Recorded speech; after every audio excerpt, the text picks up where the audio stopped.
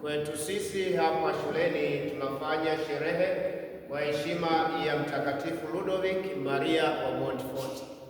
Huyu ndiye kiongozi wetu, huyu ndiye ambaye anatupa kielelezo cha kuyafanya katika maisha ya duniani. Na ukiangalia fadhila zake mwenyewe na uwezo huo aliokuwa nao ni kuhubiri, kutangaza habari njema, kuhakikisha habari njema inawafikia watu wote ulimwenguni. Lakini kama binadamu tunafikia kiwango cha ukomo. Hakufikia kiwango cha mwisho, lakini yale aliyotoa ndiyo tunayoyaishi katika maisha ya duniani. Si hilo tu, lakini alikuwa ana uwezo wa kuandika, uwezo wa kuandika maandishi, kwamba anaweza kuhubiri kwa maneno, lakini pia anaweza kuhubiri kwa maandishi. Tunacho cha kujifunza kutoka kwake.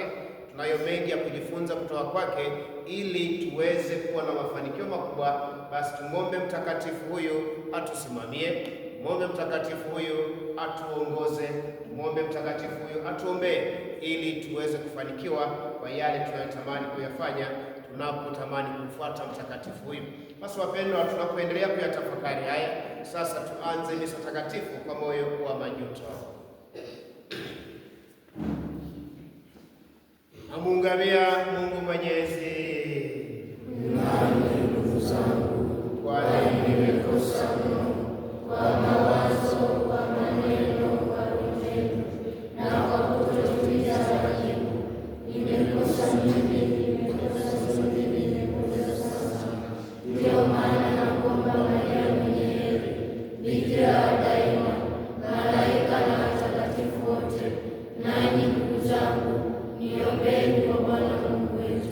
Mungu Mwenyezi atuhurumie, atusamehe dhambi zetu, akisha tusamehe dhambi zetu, atufikishe kwenye uzima wa milele. Amen.